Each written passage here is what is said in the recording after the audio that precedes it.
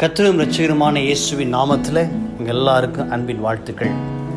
இந்த புதிய மாதத்திலும் உங்களோடு தேவனுடைய வார்த்தையை பேசி ஜெபிக்கும்படிக்கு ஆசைப்படுகிறேன். புதிய மாதத்தில் நம்ம யோசிக்க, சிந்திக்க, பேச வேண்டிய வார்த்தை ஏசாயா 33ஆம் அதிகாரத்தில் 16ஆம் வசனத்தினுடைய முதல் பகுதி. அதில் பார்க்குறோம், அவன் உயர்ந்த இடங்களில் வாசம் பண்ணுவான். அவன் உயர்ந்த இடங்களில் வாசம் பண்ணுவான். ஹல்லேலூயா. கடந்த மாதத்தில் கர்த்தர் கொடுத்த வார்த்தை நீதிமானாக்கி விட்டார். ஸ்தோத்திரம். நீதிமானாக்கப்பட்ட ஒரு மனுஷனுக்கு தான் கர்த்தர் உயர்ந்த இடத்திலே, உயர்ந்த ஸ்தானத்திலே வாசம் பண்ணும்படி, அமரும்படி அவர் கிருபையை பொழிகிற ஒரு ஆண்டவராக இருக்கிறாரு. ஸ்தோத்திரம். அந்த ஏசாயா 33:15 நம்ம பார்க்கும்போது நீதிமானுக்குரிய பண்புகளை பற்றி அதில் பார்க்குறோம். நீதிமானாக்கப்பட்டவர்கள் எப்படி இருக்கணும், அப்படிப்பட்ட காரியத்தை அங்கே பார்க்குறோம். அதுக்கு அடுத்த வசனம் தான் தெளிவாக போட்டிருக்கிறது, உயர்ந்த இடங்களில் வாசம் பண்ணுவான்.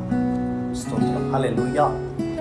இந்த நாளில், இந்த புதிய மாதத்துலையும் உங்களை கர்த்தர் நீதிமானாக அழைச்சிருக்கிறாரு, முன்குறித்திருக்கிறார் ஆண்டவர் உங்களை. அப்போ உங்களை உயர்ந்த இடங்களிலே அவர் உட்கார செய்வார். உயர்ந்த இடங்களிலே உங்களை வாசம் பண்ணுறதுனா நீங்கள் தங்கும்படிக்கு, நீங்கள் அமர்ந்திருக்கும்படிக்கு, நீங்கள் குடியிருக்கும்படிக்கு கர்த்தர் ஒரு உதவி செய்வார். ஸ்தோத்திரம். ஹல்லேலூயா. ஏன்னா நீதிமான அவர் ஆசீர்வதிப்பது அவர் ரொம்ப ஆசையாக இருக்கார் அவர்.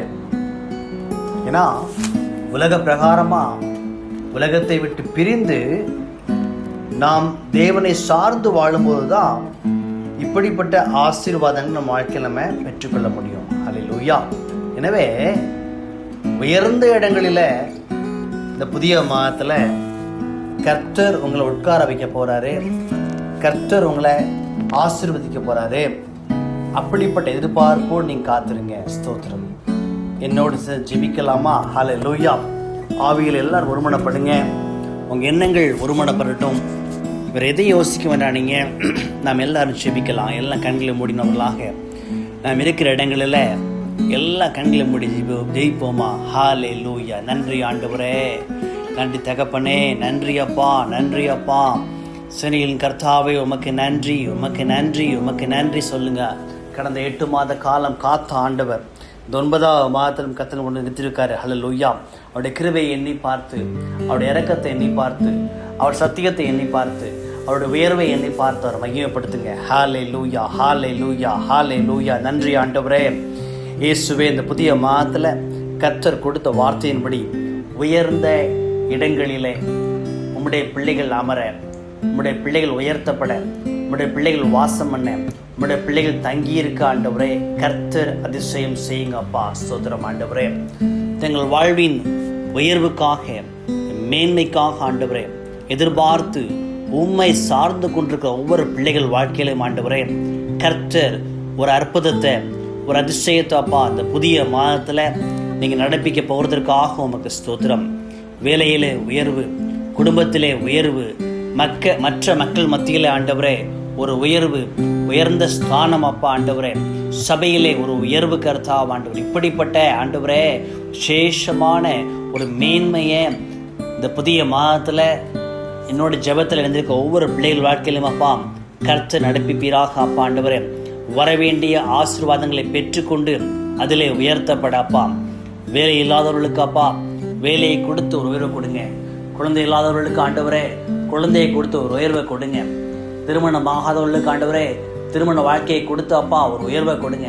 இதுவரைக்கும் சமாதானத்தை பாராமல் வாழ்கிறவர்களுக்கு ஆண்டவரே கர்த்தர் சமாதானத்தை கொடுத்து அப்பா ஒரு உயர்வையும் ஒரு மேன்மையும் அப்பா கட்டளையிட போகிறதற்காக உமக்கு ஸ்தோத்திரம், உமக்கு ஸ்தோத்திரம், உமக்கு ஸ்தோத்திரம் ஆண்டவரே. ஹல்லேலூயா, ஹல்லேலூயா.